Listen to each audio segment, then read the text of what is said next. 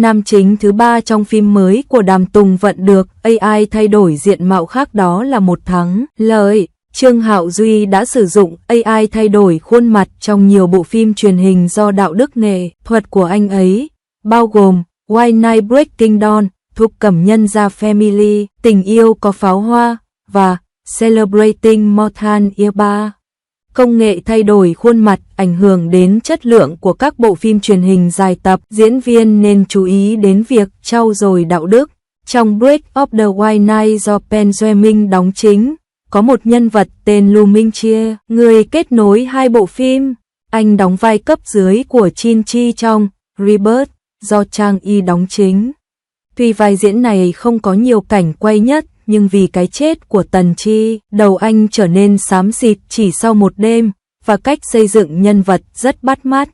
Trong White Night Breaking Dawn, có một nhân vật tên là Lu Ming-chia, nhưng do vấn đề đạo đức nghệ thuật của nam diễn viên Trương Hạo Duy nên đoàn làm phim đã phải sử dụng công nghệ thay đổi khuôn mặt AI. Trên đường đi, sau khi thay đổi diện mạo, dáng người của Trương Hạo Duy đôi khi vẫn có thể bị bắt gặp ở những cảnh quay nghiêng hoặc xa. Vì khuôn mặt của nam diễn viên mới dài hơn Trương Hạo Duy nên trông đặc biệt kỳ lạ. Tuy nhiên, đối với kịch bản, đây cũng là giải pháp tốt nhất để cứu toàn bộ chương trình. Tệ hơn nữa là Thổ Cẩm Tứ Xuyên có vai diễn phong phú hơn trong phim và đóng vai nam chính thứ 3. Điều này dẫn đến tình trạng các diễn viên phải thay đổi diện mạo trong quá trình phim phát sóng bình thường. Trong Tứ Xuyên Thổ Cẩm, Triệu Tú Viễn là bạn tình thời trẻ của nữ chính Kỷ Anh Doanh, Đan, do ngân thủ vai. Khi nhà họ Hủy gặp khó khăn, không ai có thể giúp đỡ, chỉ có con trai thứ Trao, bất chấp sự bối rối của gia đình, đã hào phóng quyên góp tiền bạc và giúp đỡ chàng trai trẻ Trao Siêu Doan trở thành quý tộc của nhà họ Di. Thời thơ ấu, tình cảm giữa Ji Y Nha Hinh và Trao Siêu Doan nảy sinh, và khi lớn lên, họ sớm xác lập vị trí của nhau. Vì vậy, trước trận đấu chính thức của Ji Y Nha Hinh Yang Trinh lần, do Trịnh Nghiệp Thành thủ vai, Trao Siêu Doan là đối tượng yêu thích của cô nên việc xây dựng nhân vật này đặc biệt quan trọng. Mặc dù thời gian sau Triệu Tú trở nên đen tối và ép Kỷ Anh cưới mình, thể hiện sự đảo ngược rõ ràng, nhưng bản thân anh ta vẫn rất bắt mắt. Trong vở kịch, vai Triệu Tú Viễn do nam diễn viên trẻ Triệu Hoa đảm nhận sau khi thay đổi khuôn mặt, là một nam diễn viên điển trai, giàu kinh nghiệm diễn xuất. Anh là một tài năng đầy triển vọng trong giới trẻ. Màn kịch này căn bản không cho Triệu Hoa cơ hội thể hiện, bởi vì khuôn mặt của hắn đã bị Triệu Tú Viễn thay thế. Khuôn mặt của Trao Hoa Hoa rất giống với Trương Hạo Duy, người từng đóng vai này trước đây. Đặc điểm khuôn mặt của họ cũng là ba chiều nên hiệu ứng tổng thể sau khi thay đổi khuôn mặt không đột ngột. Ở những cảnh quay nghiêng và xa, vẫn có thể thấy rõ nét của Trương Hạo Duy ở hình dáng và đường nét trên khuôn mặt, nhưng việc thay đổi khuôn mặt không hoàn toàn thành công. Sau khi ghép mặt, nét mặt và cơ mặt trông rất cứng ngắc. Đôi mắt to và nhỏ ngay sau khi thay đổi khuôn mặt cũng hơi lệch, ánh mắt nhìn về phía nữ chính có vẻ rất mất tập trung. Khi anh đến gần nữ chính để kiểm tra vết thương, khuôn mặt dài của anh lập tức trở nên giống như một khuôn mặt tròn, rộng hơn rất nhiều, hoàn toàn không thể nhận ra đó là người thật.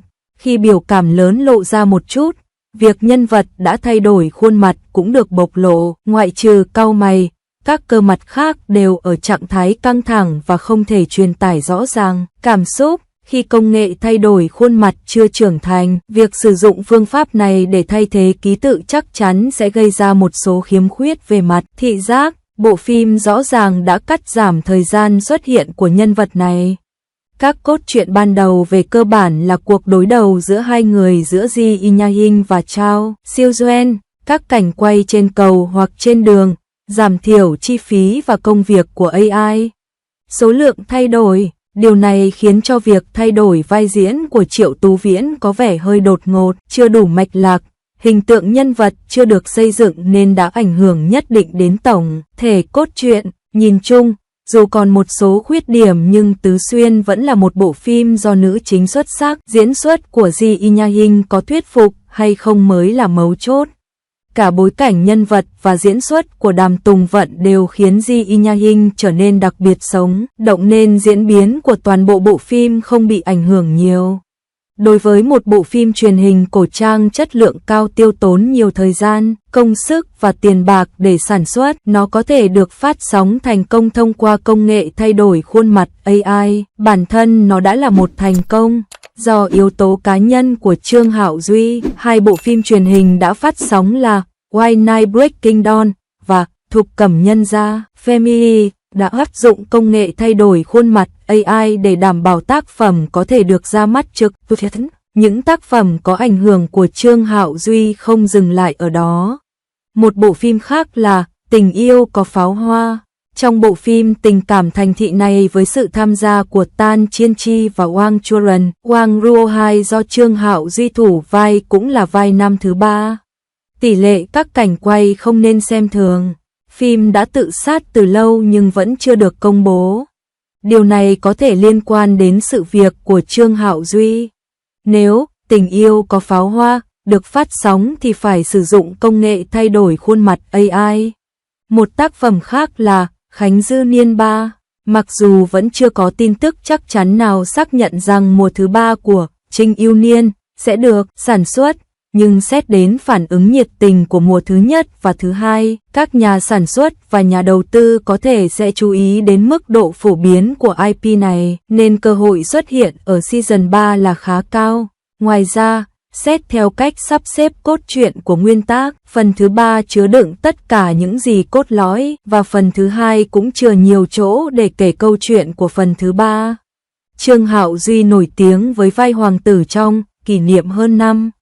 Với sự xuất hiện của các nhân vật điên rồ trong phần 2, mức độ nổi tiếng của anh đã tăng lên đáng kể và anh chắc chắn sẽ đóng một vai quan trọng trong mùa thứ 3. Hiện tại, Trương Hạo Vi gặp biến cố lật nhào, vai hoàng tử trong Khánh Dư Niên 3 cũng sẽ bị thay đổi. Nếu một số cốt truyện nhất định đã được quay thì chắc chắn sẽ liên quan đến vấn đề hoán đổi khuôn mặt. Cả hai tác phẩm đều có tiềm năng cực kỳ cao, phương pháp hoán đổi khuôn mặt chắc chắn sẽ ảnh hưởng đến cảm xúc của khán giả. Trương Hạo Duy quả thực đã kìm hãm được nhiều bộ phim truyền hình xuất sắc bằng năng lực cá nhân của mình. Còn một bộ phim khác ít liên quan đến Trương Hạo Duy, có lẽ chỉ có thể phát sóng bộ phim thông qua công nghệ thay đổi khuôn mặt AI, đó chính là The Journey of the Happy với sự tham gia của Dương Tử.